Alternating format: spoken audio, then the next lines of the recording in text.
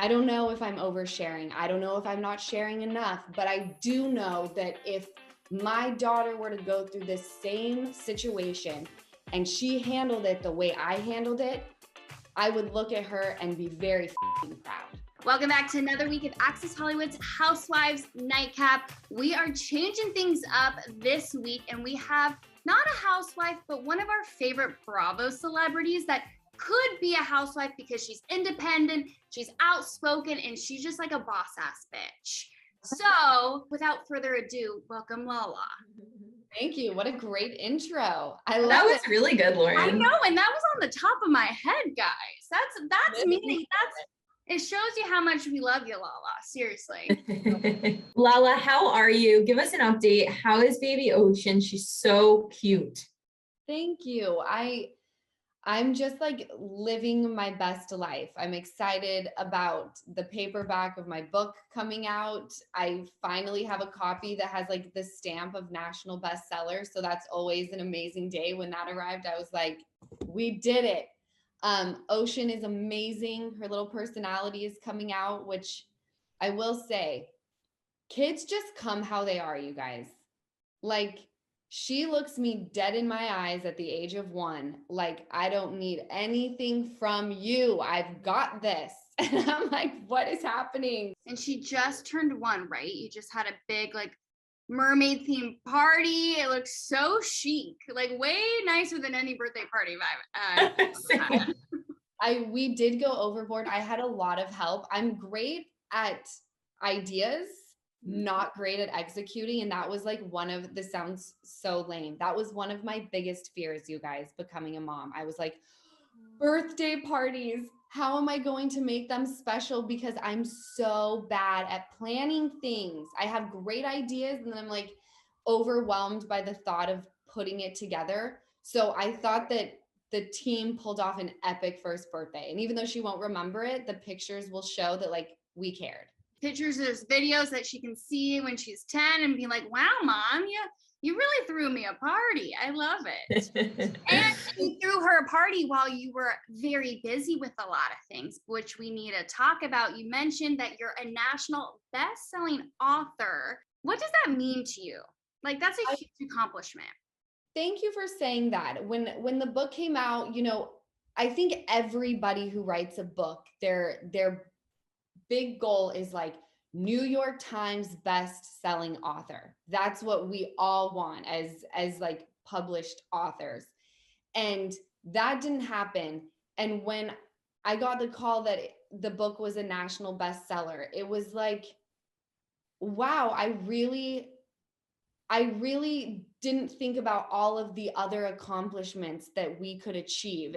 We were so fixated on one goal.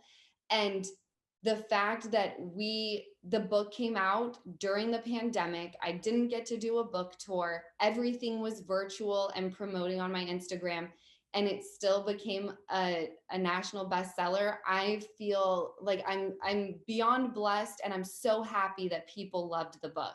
It's so true. It's so like when you set these goals in your head, you know, and then you don't reach it, you think like, you know, wasn't what it didn't happen, but like, this is so major. Think of how many books get released in a year and go nowhere, you know? So true. We all get so caught up in like what we're envisioning in our minds that sometimes we're not able to focus on other things that we get, other accomplishments that we've done. And I really, when I got that call, like, but you're a national bestseller, I was like, that is freaking huge. Like, I did that, just like this girl from Utah. What is happening in my life? In the book, you shared so much, and a lot has changed since then. You know, you've been through a lot, obviously. Will you add a chapter? Will you perhaps write another book anytime soon?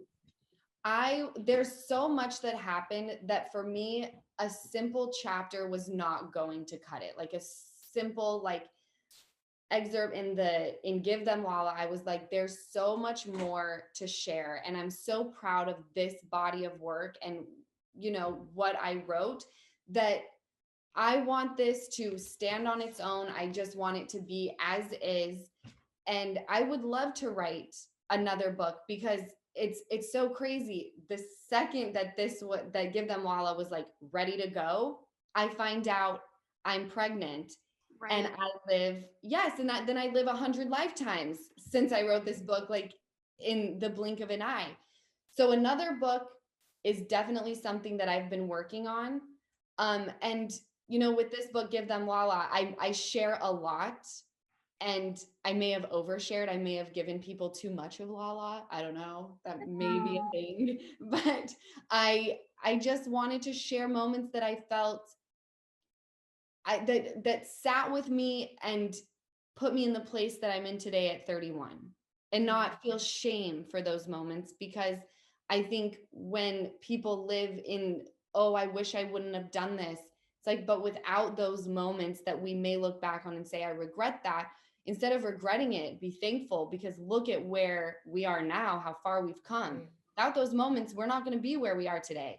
You had this book that you were so open about that I don't think you gave too much. I think you gave like who you are. You're a very open and honest person. So why wouldn't you be open and honest in a memoir?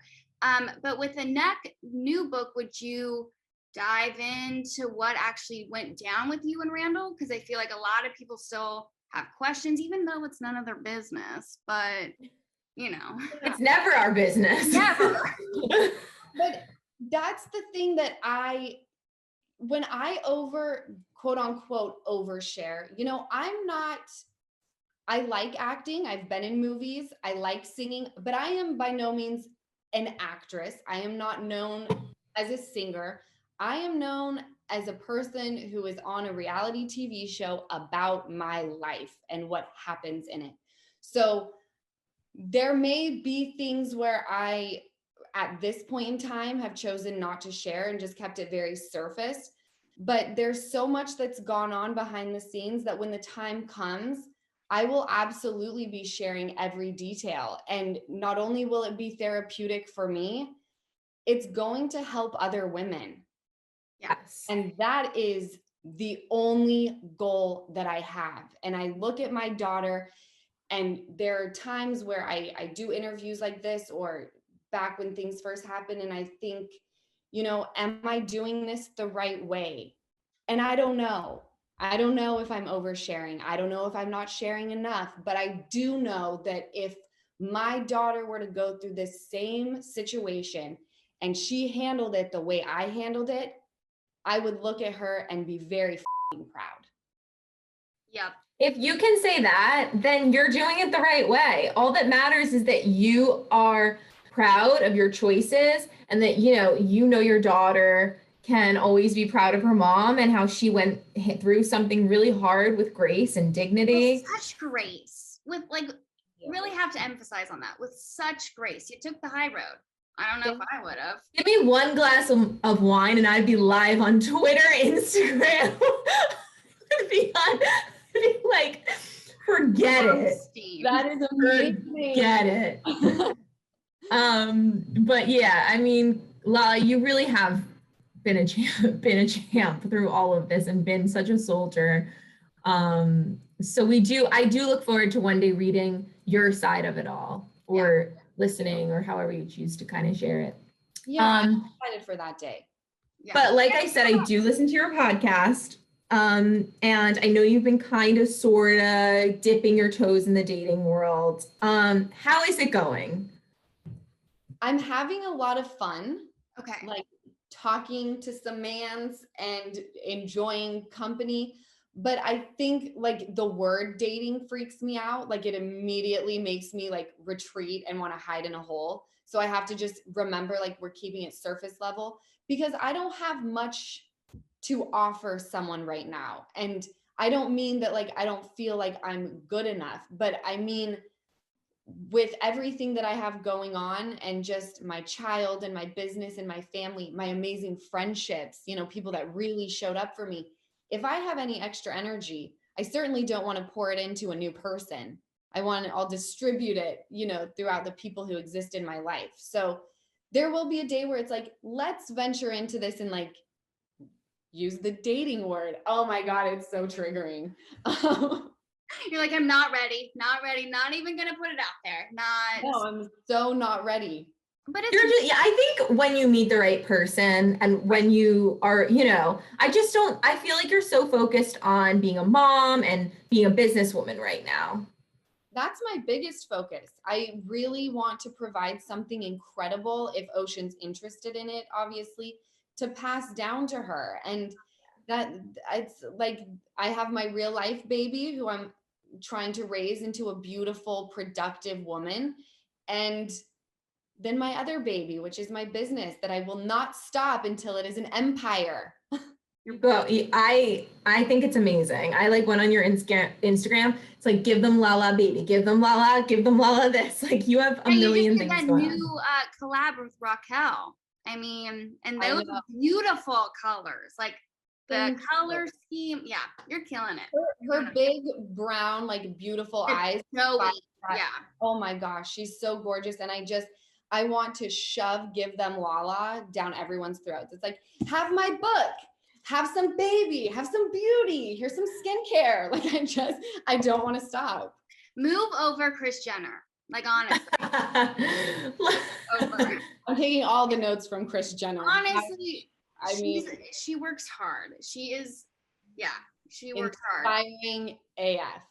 Vanderpump Rules. I feel like you guys normally film around this time in the summertime. Is that starting up again? I mean, we hope so. We're in the dark just as much as everybody else. Like the cast, we literally find out like a week, maybe 2 before we start. They're like, by the way, like we're picking up cameras and we're just sitting here like totally. That's so stressful. I didn't know that. Wild. And I enjoy filming. Like I'm itching. Every year I'm like, I'm never doing this again. And then I start getting the itch and I'm there. I'm like, let's do this. We have 5 people who are venturing into like full on single life. And Katie's never been single on the show. James, really. Raquel, you. All of us. It's like, let's get it popping. I'm ready. Like bring in all the mans for me to parade through. Right? I love it. I want to see that because I would imagine there's like a lot of just clowns DMing you right now, and you just need to find a man, and that man's probably not sliding into the DMs. No, I've been sliding into the DMs. Wait, so I know you said that, and I love that you've been doing that, but also you said a lot of all the guys you've talked to really are known guys, right? So all I want to do is call you after this. Down every guy. But what I wanted to ask you is, would you be open to dating a non-famous guy? I'm open to, I just want like a good guy. The only reason why I say that they're like known is because like it's very hard to find someone, like if you're sliding into the DM, like if you're sliding into like just like it's not normal, but someone who's not in the public eye. Like Todd from Ohio who works in like, yeah, that's what I meant when I said the collab. An accountant. Ohio. I'm sure he's a great guy, but I don't know how to find him. You know? I get it. I totally get it. Also, it's easier. You obviously are a known, figure. It's easier. Someone in the spotlight understands it a little more. Yeah, it can get weird. And again, like my life is not private because I'm not an actress or, someone with actual incredible talent. I'm here to share my life. So you have to be very careful when picking a partner. Like, what are your motives? Are you looking for an easy come up? Because this is the easiest come up ever. Right. Or are you very private? Because that also doesn't work. See? How the hell am I supposed to find somebody good? You will find someone. And all I want to know is like, who did you slide into the DMs with? But I'm not even going to ask because that's your private business. I know. I want to know so bad. This is just the kind of thing that keep me up at night. But I'm like lock-lipped. I don't want to scare them off too quickly. No, no, you can't. But go ahead, Laura, you go. Oh, no, I think we were about to ask the same question because you did bring up, we have the singles on Vanderpump Rules next season, which, How is Tom and Katie doing? I don't know if the divorce was a shock to you, but to fans, I know a lot of them were obviously saddened by it because they were together for so long. But how are they doing? I say this often, that if a split had to happen, it happened to the most perfect people, because they're just so level-headed and they recognize that there's so much love between them, but the marriage aspect wasn't working. And they did it with such grace. And I think it's admirable. And they, like the other day, they're like out having drinks together. And I just think the marriage part of it wasn't working, but they'll always be very close friends. And I really love that, because I love both of them. Nothing crazy happened to where you had to pick a side. It was just like a very adult decision. We were all so sad to see it, just because we were on the journey with them. But I'm happy if this is the best decision for them. And hopefully we will see them date next season and kind of how that all unfolds, because it will be interesting. That will be interesting, because right now neither of them are dating. So it's like very kosher. And I'm like, I wonder what it would be like if one of them did start dating, if it would be as chill. I mean, I can't imagine. How can you be chill? How could they be chill? I know. I want to see Katie with like an alpha. I want to see her with an alpha male and just kind of like, I think she'd really like it. Like, I think she would like a guy that kind of takes control, makes reservations, really courts her. I think that Tom and her were just in this dynamic from what we saw where she was more the alpha, Yes, I would love to see that as well. I can't even picture that because, Katie's a boss bitch. Are we allowed to cuss on here? It's fine. Okay. She edits it, so she says. Yeah, no, I'm the one that edits it. No, because she'll throw the F word, and then I'm like, okay, Emily. I'm a trash bag. No. I just threw the F word down because when I'm really passionate about something, I say the F words, which is like every other sentence. Same. I won't do that again. But Katie is like, I would love to see her in that type of dynamic where she's not the alpha anymore. Yeah. Now, also, speaking of more Vanderpump, people are thinking that Stassi's going to come back next season. Do you think she would? Do you think she would? I don't know. I don't know if she would. It's very easy for someone to say like, no, I don't want to come back. But then maybe when the actual offer is given, you never know what someone's going to do. Because like I said, I'm constantly like, I'm never doing any of this ever again. And then suddenly someone comes to me with something and I'm like, oh, okay, we'll take it. I can easily be bought. Easily. I always tell people, it's a no until like I see a good number and I'm in. Like, I don't care. She literally messaged me the other day and she's like, okay, what about if I do OnlyFans, but it's just my feet? No one's going to see my face and then I'll make some coin out of it. And yeah, I don't know. Honestly, I'm co-signing on that. Yeah. Do it. I know. And I'll call Larsa Pippen for help because she's $10,000 a day. Yeah, she's killing it. What did we just? Oh, Stas.